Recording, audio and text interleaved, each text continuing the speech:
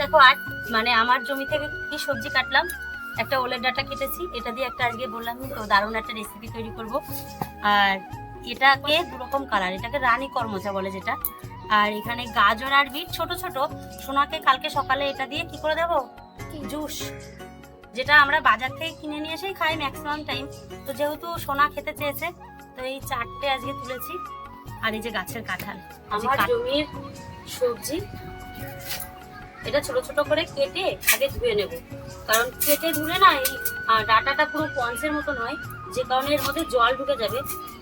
ওই জন্য আগে আমি এই যে ছোট ছোট টুকরো করে নিলাম। এবার এটাকে ধুয়ে নিয়ে আসবো কলপাট। আমি ওলের ডাঁটাটা ভালো করে ধুয়ে নিয়ে এসেছি, আর চিংড়ি মাছ কেটে কলপাট থেকে একদম ধুয়ে নিয়ে এসেছি। যেহেতু আমি ঘরের সামনে বসে রান্না করছি, ওই কারণে আর এখানে মাছ কেটে নোংরা করলাম না।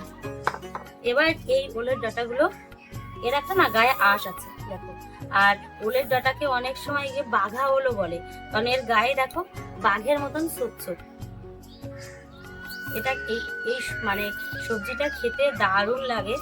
অনেকেই খেতে জানে না, কিন্তু ওল শুনে অনেকেই ভয় পায় যে ওল ব্যাপারটা না, ওল আমরা যেহেতু ছোটবেলায় পড়েছি ওল খেয়েও না ধরবে গলা, কিন্তু তেমনটা না।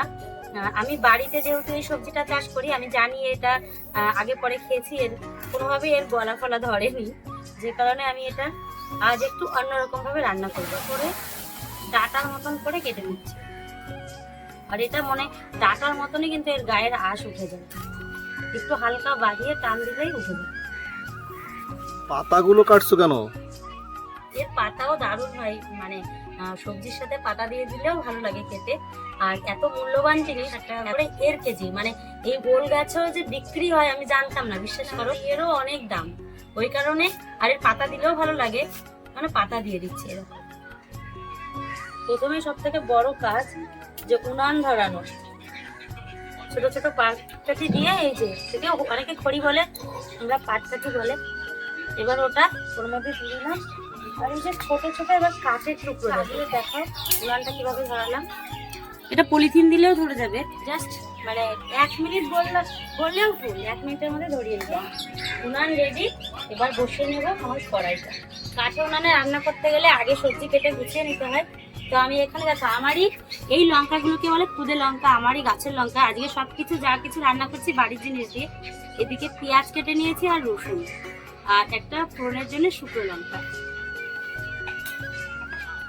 আমি একদমই, যেহেতু এখন ভীষণ গরম বুঝতেই পারছো, আর এই গরমে চাইছি একদম সাদামাটা রান্না করতে। আর যে রান্নাটা আমি করব সেই রান্নাটা সোনাও খাবে, মানে একসাথে এক রান্নাতে হয়ে যাবে, ওর জন্য আর আলাদা করে রান্নার দরকার নেই। আর এরকম একটা সুন্দর উনানে রান্না করতে খুব হার্ডলি 5 থেকে 10 মিনিট উনানের পাশে বসতে হবে। মানে বেশি সময়, যেমন গ্যাসের কাছে আমরা অনেকক্ষণ দাঁড়িয়ে থাকতে হয়, ওই ব্যাপারটা কিন্তু এই উনানে মানে রান্না করতে গেলে ওই ব্যাপারটা নেই। আজ তাহলে আমাদের রান্না হবে এই যে দিয়ে, আজ হবে ওলের ডাঁটা। মানে ওলের ডাঁটাকে বলা হয় বাঘা ওল, তো বাঘের সাথে আর চিংড়ি। আমি ফোড়নের জন্য আমি কালো জিরে দিয়ে নিলাম। ওল জিনিসের সবসময়টা শুকনো লঙ্কার ফ্লেভার ভালো লাগে, যে কারণে দিলাম শুকনো লঙ্কা, দেবো রসুন, লঙ্কা একসাথে দিয়ে দিলাম। দেখো পেঁয়াজ দেওয়ার সাথে সাথে পেঁয়াজের গাটা অনেকটা ব্রাউন হয়ে যেত। বললাম না যে এই রান্না হতে একদমই সময় লাগবে না। আর সত্যি বলতে কি বলতো, গ্রামে থাকলে মানে কিছু কিছু সবজি যেগুলো আমাদের কিনতে হয় না, মানে ম্যাক্সিমামটা বাড়ির থেকে হয়ে যায়।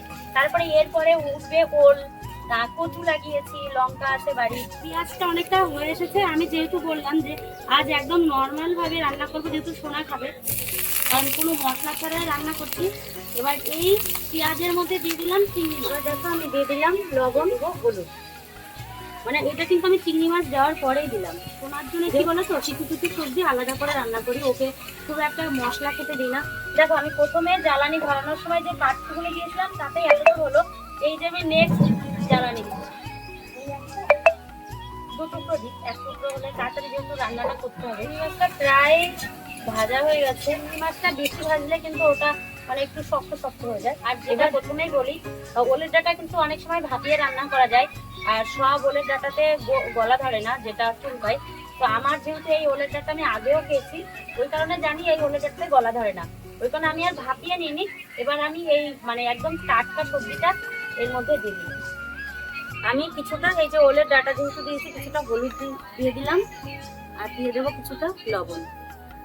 এখানে আইডিয়া করে দিতে হবে কারণ ওলের ডাটা কিন্তু একদমই অল্প হয়ে যাবে। আর সব থেকে ভালো কি বলতো, যে কাঠের জালে যে কোনো কচুর জিনিস ভীষণ ভালো হয়, কারণ ওল কচু এগুলোতে জল থাকলে ভালো লাগে না খেতে, মানে জল যত শুকাবে তত খেতে টেস্ট হবে। আর চিংড়ি মাছ দিয়ে ওল এটা কিন্তু আলাদা। আমার মনে হয় কি জানো, এই কচুটা অনেক সময় রাঁধুনির থেকে বেশি নির্ভর করে উনুনটা। হ্যাঁ হ্যাঁ একদম একদম এটা ঠিক বলেছো। কোন রাঁধুনি কতটা টেস্টি করতে পারে জানি না, তবে উনুনটা একদম মানে কাঠের উনুনে কিন্তু হ্যাঁ কাঠের উনুনে কিন্তু অটোমেটিকলি একটা সুন্দর স্বাদ আসে। দেখো অনেকটাই কমে এসেছে। আর এবার ঢেকে দেবো। আর আমি কাঠের জালটা একদম কম করে দিয়েছি। এটা বাইরে বেরোনো থাকলে বেশি থাকে আর ঢুকানো থাকলে কম থাকে, তো আমি একটু কম করে দিলাম যেহেতু এত হিট হচ্ছে নিচে ধরে যাবে। আর আমি জল দিইনি, এমনি দেখো কতটা ওল থেকে জল বেরিয়েছে। ঢেকে রাখবো 2-4 মিনিট ঢেকে রাখবো, তারপরে আমার রান্না কমপ্লিট হয়ে যাবে। মানে এই গরমে সবাই তো আম ডাল খেয়েছো, আজকে করব আমি এই করমচার ডাল। মানে এটা কিন্তু আলাদাই টেস্ট। প্রচন্ড গরমে এরকম টেস্টি টেস্টি টক টক মানে করমচার ডাল খেতে কিন্তু দারুণ লাগে। আর এটা সব থেকে প্রিয় খাবার আমার আর সোনার, যেহেতু আমরা দুজনে বেশিরভাগ সময়টা বাড়ি থাকি আর তো সবাই কাজের ব্যস্ততায় বাড়ি থাকতে পারে না, তো আমাদের একদম শর্টে রান্না এই গরমকালের। এটা গাছ থেকে তোলো আর ডাল করে এটা খেয়ে নাও, আর দারুণ খেতে হয়। তো আজ এই রান্নাটা হওয়ার পরেই এই রান্নাটা করবো। তো আমি 2 মিনিট পর্যন্ত ঢাকা দিয়ে রেখেছিলাম, দেখি কি অবস্থা। বাবা দেখো জল ছেড়েছে, আর এই জলেই আমাদের ডাটা সিদ্ধ হয়ে যাবে, এমনি আর টেস্ট হবে না। ঠিক আছে, আমি যদি এমনি ডাটাটা ধুয়ে দিতাম তাহলে কি হতো বলতো, ওই জলটা টানতে গিয়ে এর একটা স্বাদ নষ্ট হয়ে যেত। আর ওলের ডাটার থেকে যে জল বেরিয়েছে সেই জলে সিদ্ধ হয়ে যাবে। হালকা গায়ে দাগ দাগও লেগে গেছে। কেমন হয়েছে গো? দেখে তো মনে হচ্ছে খুব সুন্দর হয়েছে। একদম এত ভালো রান্না করলে ফ্যামিলিতে একটা বিষয় খুব খরচা হয়ে যায়, সেটা চাল।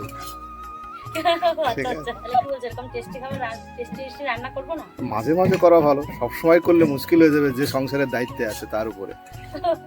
আমি রান্না করতে করতে ঘরে আমার ডাল শেষ হয়ে গেছিল, এই যে এইটুকুনি ছিল। তোমাকে বলেছিলাম ডাল আনতে, কই মা ডাল?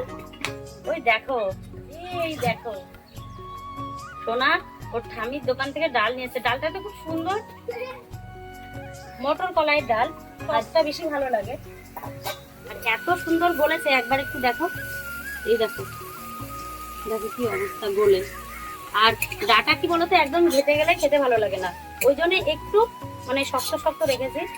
আর এটা হালকা আর একটু জল মারিয়ে নিয়ে নামিয়ে নেবে। আর এই করমচার ডাল রান্না করবো যেহেতু, আমি এই প্রেসার কুকারে ডালটা সিদ্ধ করে নেব। আমার ওলের ডাটা রান্না কমপ্লিট, আমি বন্ধ করে দিলাম। এবার এটা নামিয়ে নেব।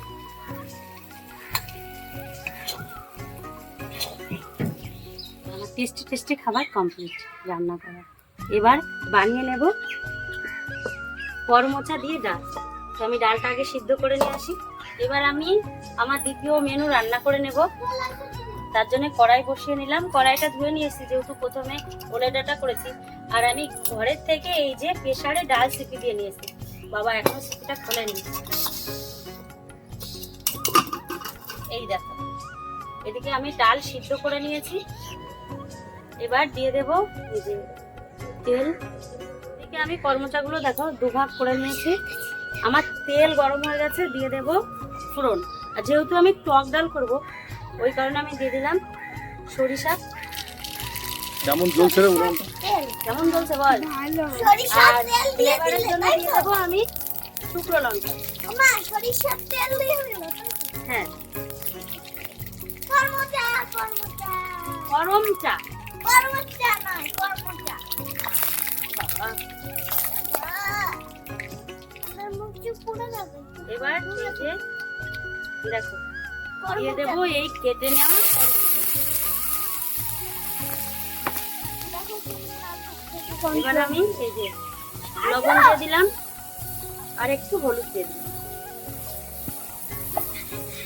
আর একদমই অল্প সময়ে এই রান্নাটা খুব সহজে করা যায়। এবার দিয়ে দেবো এই যে আমার সিদ্ধ করা ডাল।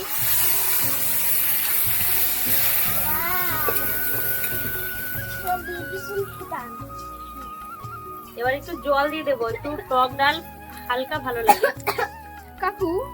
নিচে যে কাঠগুলো ঢুকিয়েছে, কিভাবে ঢুকালে? এই পাশ দিয়ে কাঠগুলো টানা যায়, টেনে ছোট ছোট করে রাখা হয়েছে না, আর পাশে ও যে হ্যান্ডেলটা দেখেছিস, হ্যাঁ। এই হ্যান্ডেলটা টেনে একটু বের করে নিতে হয়। দেখলি কিভাবে? দেখবি? দাঁড়া তোকে দেখাচ্ছি। কিন্তু জ্বালানি আমার দরকার নেই, এই দেখ। ওর জন্য আমি পড়ে যাচ্ছি, এই দেখ। দেখেছিস ছোটটা জ্বালানি দিলাম? কেমন বল? সেই শিখে নিলি তো, বুঝে নিলি ব্যাপারটা, বুঝে নিলি ব্যাপারটা? এরপরে যখন তোকে নতুন করে দেওয়া হবে পারবি তো? বাহ, খুব এই সহজ। যে আমার ডাল রেডি, দেখো কালারটা দেখো। শুধু বলে দিতে হবে কি কি দিতে হবে। কি কি দিতে হবে শুধু বলে দিচ্ছি। দেখবা? মানে এই উনানটা নিয়ে অনেকের অনেক কি বলে এটা, কৌতূহল। তো আজকে মেঘা এসছে, দেখো মেঘাকে দেখো, এটা না কোকোর দিদি। তো ও অনেক কনফিউজ ছিল যে উনানটা জ্বলে কি করে, মানে ওর মধ্যে জাল হয় কি করে। তাই ও বলছে যে কিভাবে এটা জ্বালানো হয়। কাঠ দিয়ে। তোরা এরকম ডাল কখনো ওকে খেয়েছিস? ওকে আর আরেকবার এখনো কখনো খাইনি। তোর মাকে একদিন বলবি কর্মচার ডাল খেতে। ওটা কি হয়? কোনটা? ওই যে এইটা নিচের ওটা স্পিড বাড়ে কমে, মানে এটা এর নিচেটা পাখা আছে, যতটা হাওয়া গাট করবো ততটা হাওয়া কম যাবে ভেতরে, আর অক্সিজেন না হলে তো আগুন জ্বলে না। পড়েছিস তো?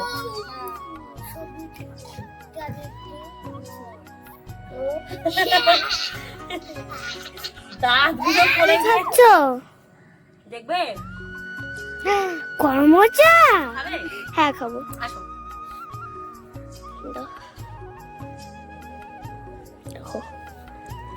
ইয়ামি ইয়ামি টেস্টি টেস্টি, এবার আমি এটা খাবো। আমার এখানে কর্মচার ডাল রেডি। আর একটা কথা সবার শেষে বলার, ভাবলাম বলবো, অনেকক্ষণ আগে থেকে ভেবেছিলাম। অনেকেই বলে যে তুমি শুধু মাংস রান্না করো, ওটা মানে অন্য কিছু রান্না করো না। হ্যাঁ, সবকিছুই রান্না করি, কিন্তু সবকিছুর আর ভিডিও করা হয় না। তো ভাবলাম অনেকের অনুরোধ, তাই আজ এই ভিডিওগুলো করলাম। এগুলো আমার প্রতিনিয়ত খাবারের সাথে থাকে। তো আমার নামিয়ে নেব। এর একটা আলাদা কিন্তু কালার হয়েছে, আর এটা খেতে সত্যি এই গরমে ভীষণ টেস্টি আর স্বাস্থ্যকর। আজকে যে কটা খাবার বানিয়েছি সবই উপকার। তো আজকে দারুণ টেস্টি খাবার রান্না হলো। খিদে লেগে গেছে, চলো ঝটপট খেয়ে নি, ভীষণ খিদে লেগে গেছে, দুপুর হয়ে গেছে। তো এই গাছের তলায় বসে আজ খাবো, মানে এটা আমার দুপুরের খাবারের জায়গা, মানে উপরে গাছ আর এখানে খাট, যেটা হয় গ্রামের বাড়িতে না এসি। তো এরকম একটা সুন্দর জায়গায় বসে আজ খাওয়া দাওয়া করি। এবার দেখি কেমন হয়েছে, খেয়ে দেখি।